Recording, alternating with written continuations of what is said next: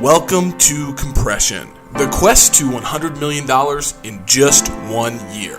Join me, your host, Logan Freeman, in this one-of-a-kind interactive podcast experience where I am on a quest to compress 3 years of achievement and production into 12 months. And no, the answer is not to just work harder. I'm bringing you not only ideas and concepts that are complete at the theoretical level, but they're also effective at the applied level. Look, guys, knowledge is not power. It is potential power. Knowledge plus massive strategic action equals power. We're talking about strategy, systems, accountability, all in real time.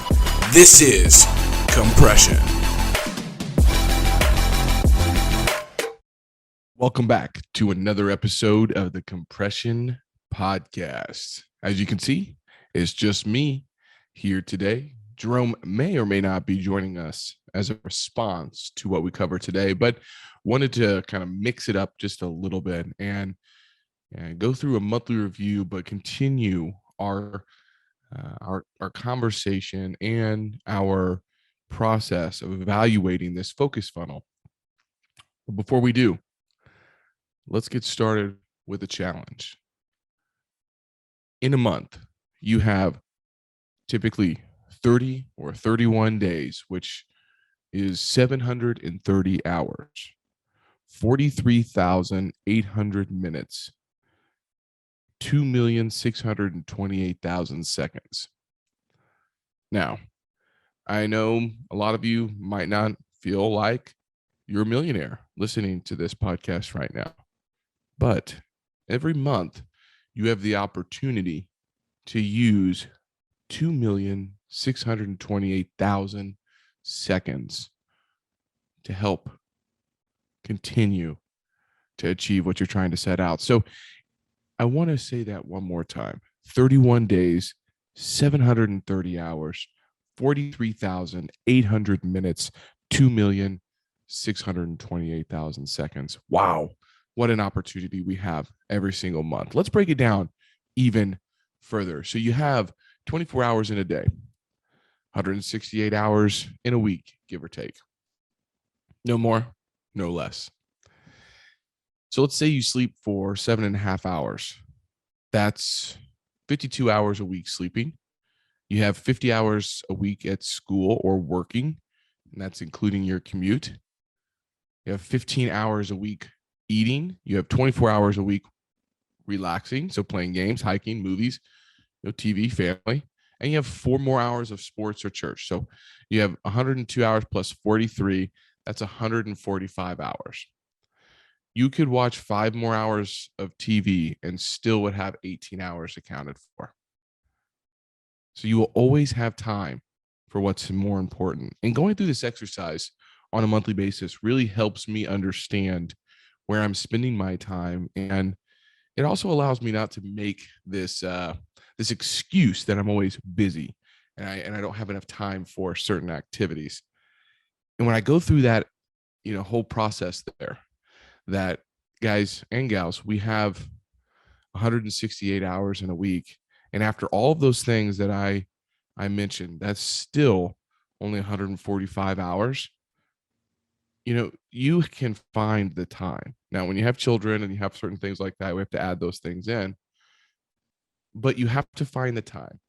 You have to make the time. It's not really finding it. Time, you can't find time. You have to make the time for it. It's prioritization. And that's why we're going to talk about the focus funnel, but we're also talking about, compressing time as well. And, this month was a big week or a big month for compressing. Not only results, but using leverage. This is a consistent theme that you've probably heard me talk about on this podcast, is really trying to figure out how to use people, technology, capital, and other resources to lever up our time to create more results. And there's 2 factors for this that I haven't heard really talked about. And the first being that, yes, it's good for results, but it's really good for your sustainable health and your mental health and being able to sustain a certain level of output on a regular basis. I have primarily been a grinded out type of guy my whole life, and I will continue to do that. Discipline equals freedom is on most of my t-shirts that I wear. But at the end of the day, you have to realize that when you have family, you're starting to get a little bit older, you have all these different things. You have to find sustainable ways to continue to compress time. And using leverage in the right way is a great way to do that. Not only that, it keeps you in your ikigai, or your sweet spot, the meaning for life, where all those that Venn diagram kind of comes together, and you can find that sweet spot and you can stay in that sweet spot. That's so important for sustainability and for enjoyment, right? I said enjoyment because we're searching for joy, not happiness. Naval Ravikant's always talking about happiness is an external thing. If you allow happiness to be an external thing, you're not going to be very happy, because it's going to be really difficult to continue to find that next thing that's going to bring you happiness.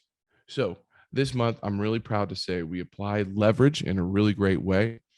Specifically for me in our business, we were able to hire a marketing director, which is going to be crucial for our success long term. And I think we found a really great person for that role, and one that's going to not only take things off of my plate, but also expand upon what we are currently doing. I got a lot of ideas up in this head that I know need to come out and become a reality, but it can't really do all of those things. And I get stuck sometimes because I don't know how to package up certain ideas, programs, resources for people in the best way. And she does not have a brain that thinks about things the same way that I do in regards to the actual concept. She has a brain of, how do I package this up and how do I create something that will actually be valuable? So super stoked for that. And it's already freeing up a lot of my time, which is incredible. Another big win from this month was little Ezra turned 1 year old, which was awesome. So, previous podcast, we talked about Ezra and his birthday and my grandma passing away as well. So kind of like the whole circle of life. So keeping that in perspective was really important. My monthly goals this week were, pray when feeling tempted, anger, drinking, eating too much, any types of temptation. I need to pray and find that trigger and be able to say, okay, I feel that, and now I'm going to do this, and get out of that negative feedback loop really quickly. It's my belief that it's not just us walking around this earth by ourselves. There is a devil and there is a God, and the devil's greatest, I think, the greatest strength is tempting you and figuring out how you can rationalize certain activities. And that might be a controversial statement, but I don't really care, because that's my belief. And I'm not telling you should believe what I believe. You should believe more of what you believe in. But at the end of the day, I don't think that we're tempted because we're just, these little robots walking around. I think there's some power, some spiritual power tempting us and trying to, get us to focus on certain things. And I call it stepping into the breach on a regular basis. Enough on that. My second one was, I'm going to put my phone away from 5 to 8 p.m. And look, I think out of the 31 days in July, I was probably successful about 21 of them. So, and the other ones were mostly because I either had some type of event or something was going on. I felt like I did a really good job on staying, present with my family this month, which is awesome. And then my third one was a professional one, was get Allison, who's our marketing director, onboarded and set up for success. And I'm still working on that, but her first week was a little interesting just because our office building that we just purchased, by the way, on Friday, we couldn't get in it on Monday, which was odd. We had an access issue, and then the HVAC went out the next day. So that was unfortunate, but we got it figured out, and we'll be in the office next week. But she's onboarded, or she's getting onboarded, and I think she's really going to be a great resource and asset to us. So, things I was trying to focus on were getting her onboarded, getting some of these projects to the finish line, and we got Hostess to the finish line. That's our office building. Legacy is an apartment complex. We are waiting for a few things on that project, but I feel like it's in a really good spot to get to close. And then I'm starting to work on my third project. I'm really proud to say that the leverage that we applied utilizing our acquisitions associate is exciting. Jordan's doing a fantastic job of getting new deals in the pipeline, underwriting deals, following up. Now, it's a competitive landscape out there, so I'm not sure how many deals we're actually going to close out of that. But at the end of the day, increasing that velocity and having the three principals step out from driving that strategy on a regular basis is huge leverage, because we're able the last 2 weeks to get $145 million worth of LOIs out. And even if we only get 10% of that, I'm not very good at math, but I'm just going to do that real quick. 145 million times 0.1.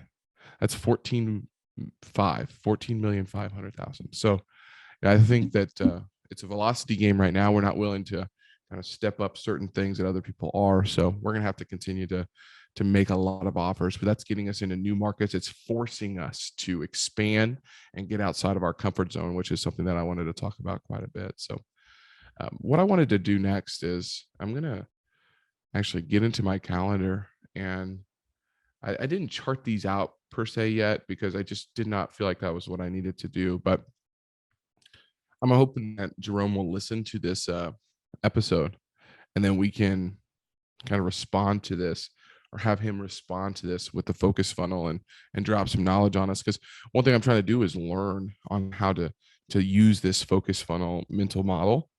And if you guys remember that, we talked about this last week. It's eliminate, automate, delegate. 80% done by someone else is always better than 100% done by me. And leadership is not about getting things done right. It's about getting things done through other people. And so if you can't eliminate it, you try to automate it. If you can't automate it, you delegate it. And if it's still left, then it's significant. You have to ask yourself, should it be done? Okay. Should it be done by you? Okay. Does it need to be done right now? Okay. If not, then you need to procrastinate on purpose. And so I had a lot of these things, thinking about a lot of these things this month. The next level of results always requires the next level of thinking. And I've been pouring into our people in our business quite often.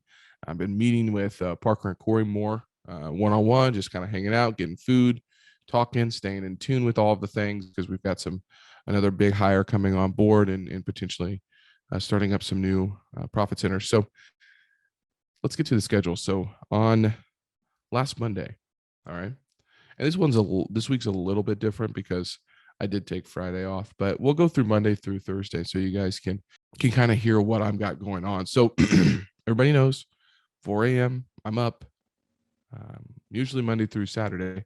I was up at 4 a.m. today on a Sunday as well, but here's what I did from 9:30. So this is Monday, 9:30 to 12:30. Well, I'll start back up. So I woke up at 4. I did my morning routine. Parker got here at 7. We worked out from 7 to 8, got the kids ready, took them to school. And then we had our weekly team meeting from 9:30 to 12:30. I then had lunch with Corey. I then had a meeting with Jordan, our acquisitions team lead. And then I had a meeting with marketing director, Allison, who just started. So as you can see, Mondays are typically my days to pour into other people, figure out the trajectory for the week and what everybody's focused on. We do in our weekly team meeting, we have a weekly theme that one of the team members brings. We have a question of the week. We know what everybody's focused on, and we go execute. Tuesday, same thing. Wake up 4 a.m. I'll just kind of fast forward a little bit on Tuesday. So we had our Popeyes meeting at 10 a.m. on Tuesday. So that was a meeting that I needed to be on to kind of drive the strategy forward on that piece. And then I had an investor call and another meeting with Allison and one of our other marketing vendors that we're going to be launching some pay-per-click advertising with for the investment brand to find some more investors.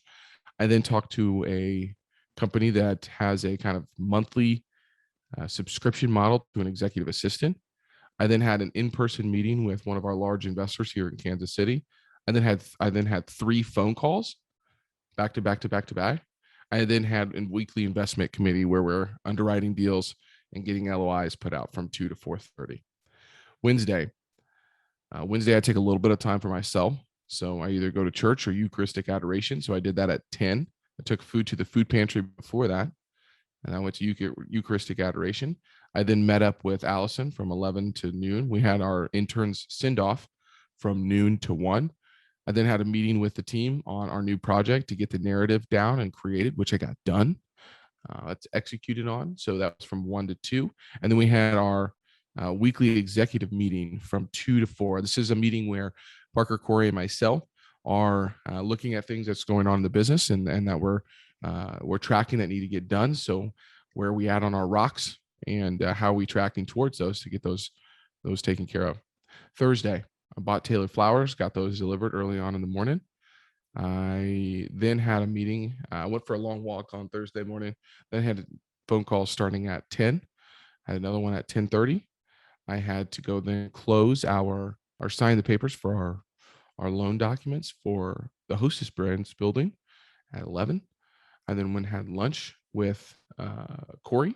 I then had 2 more calls while I was hitting balls on the driving range with a few investors, potential investors, and then I played golf with one of our largest investors here in Kansas City, and then also a banker that we're hoping to get a big relationship started with here. So I did that from 2 to 5, really 2 to 5:30 or so. Then I went home, and then Friday I was out of office.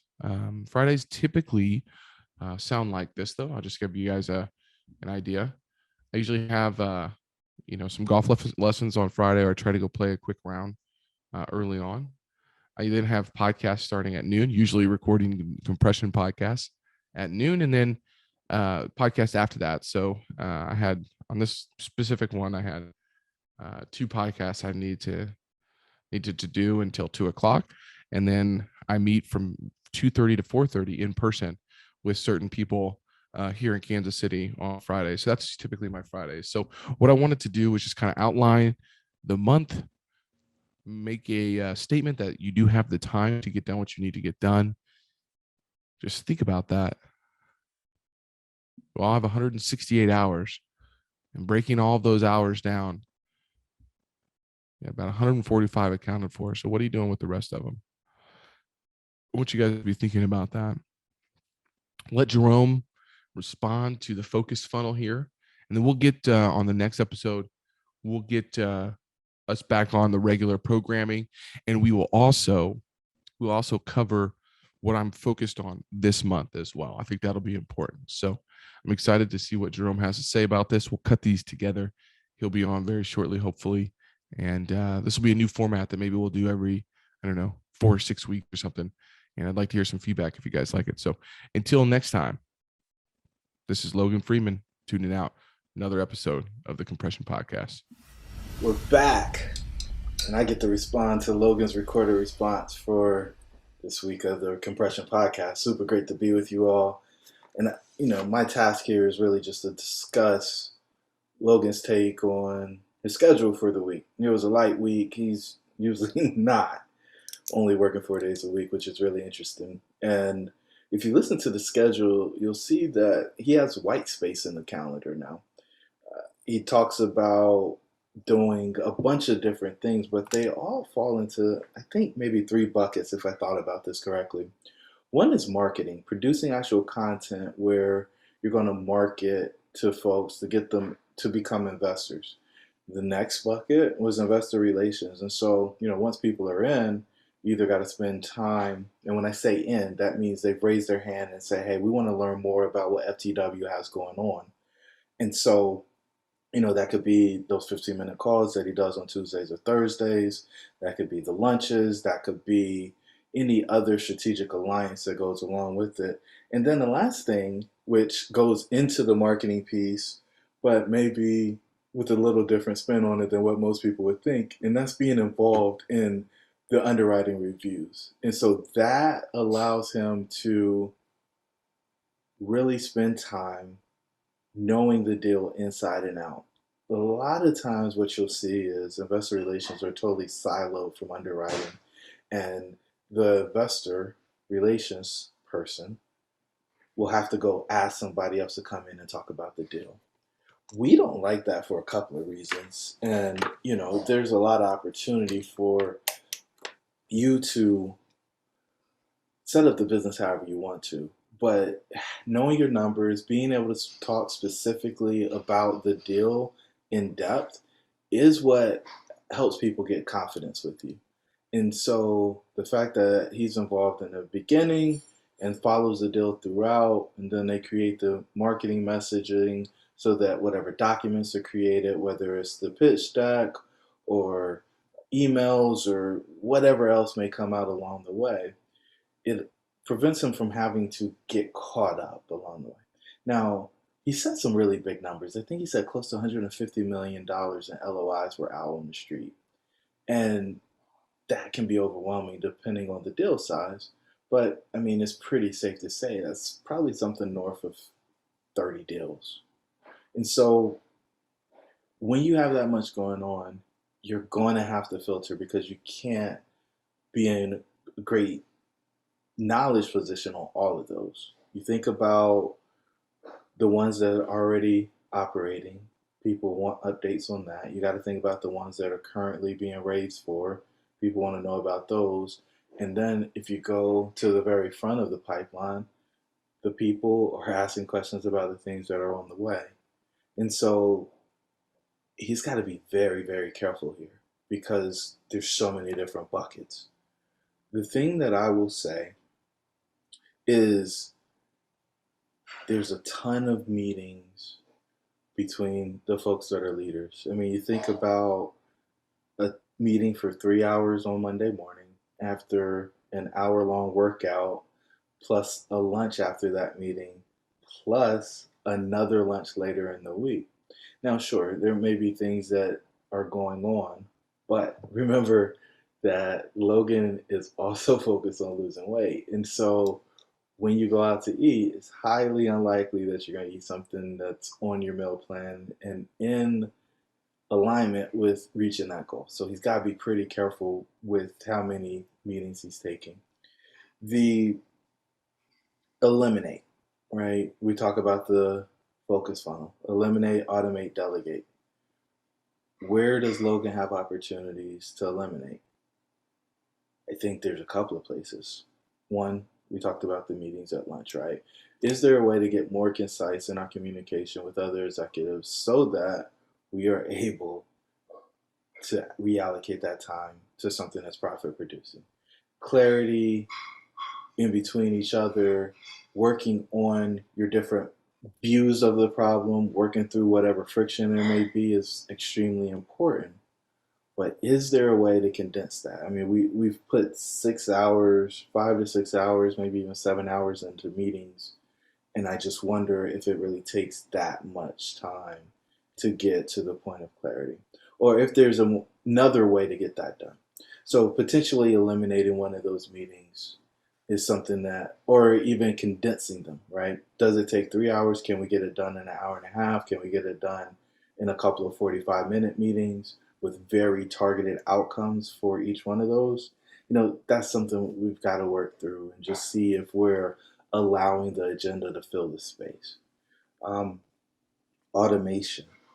So, the process of creating these marketing documents at this point is something that's going to be very standardized. You can't go through that much deal flow and not have a pretty clear understanding of what things are going to look like. The thing that was out of the ordinary this week is we had a new person start. And so there's going to be a fair amount of time invested in the new folks that are on the team. But in very short order, we need to get these marketing messages just really well laid out, right? And the projects are going to fit into a couple of categories. There's some type of value add, there is a new construction, et cetera, et cetera, et cetera, right? And so, hey, here's what the sheets look like, and here are the different marketing pieces that need to be created for this type of project. And if we can get that locked in, then it goes from helping craft the message to reviewing what was crafted. And usually that is a quarter of the time. So 25% of the time that it would take you to develop the piece, you can get that review done in about a quarter of the time. And that includes whatever back and forth you need to have in order to get it to a final product that's ready to go out the door. And so I think that automation is going to be something that's going to create a lot of opportunity for Logan to get more of his time back and then allocate it against something else that's going to be profit producing, right? The delegation piece, right? So once we have the marketing pieces together, once Allison is spun all the way up, or whoever the marketing lead is going to be for these different products as we continue to grow and expand, I think there is a real opportunity for delegation here. And, we talked about the 3 levels of delegation. The hope is that we can quickly move to the leadership delegation where we just say, hey, here's the project, here's the strategy for it. And if there's some numbers that are supposed to come out of a pro forma or whatever else, they can be picked or plucked out of the documents that have been created for the other review meetings. And, it's really interesting that underwriting review meeting may come to a place where, Logan gets a 1-pager for all of the projects that have had LOIs submitted for the past week. And then as they move through the funnel, either we find out we didn't get the project, or we get moved to best and final, or we move to contract, it gets elevated to a different level on that sheet where it's easy to see where we're going. And then we just reference the marketing sheet because it should have all of our talking points. And this in and of itself would totally eliminate the need to be in a meeting.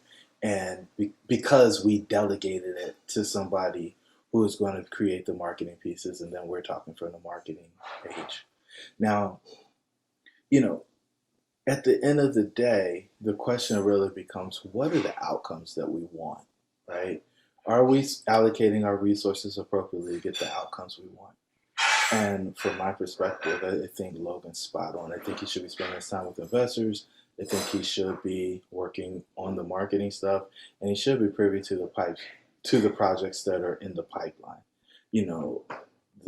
The acquisitions coordinator, lead, acquisitions manager, I don't even know if that's a formal title because it shifted a couple of times, is doing a great job, but he's still new.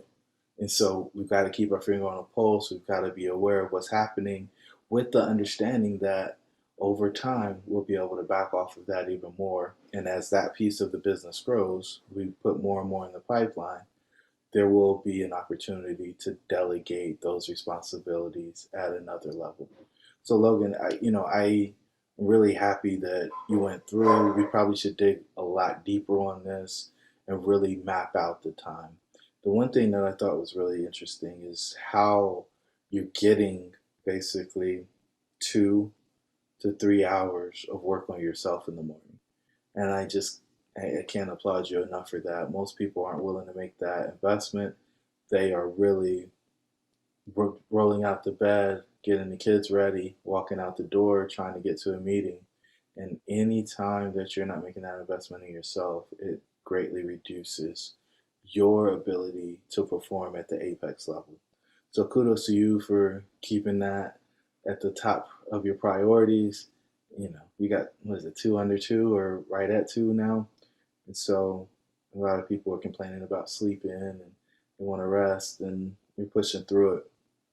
And, you didn't talk about it much, but I know there were some things going on, but you kept your promise to T and Bella on Friday when you probably could have just as easily made the decision to go into the office and try to be a firefighter. There is no substitute for keeping your priorities. And so I'm really proud of you for being strong and holding to the commitment that you made to your family. I think it's really easy for us to expect our family to extend grace to us when things happen outside of the home. And we want to show up and be present for those who we don't have the closest relationship with. And in turn, I think we abuse and maybe overstep with the people that we have the most relationship with. So hopefully this was helpful for you. Looking forward to diving in next week as we get deeper into this funnel and see if we can help you get to that next level. Talk to you soon. Hey compressors, if something you heard struck you, made you feel a little bit uncomfortable, good. Head on over to compressionpodcast.com And then you can also subscribe wherever you listen to your podcast at.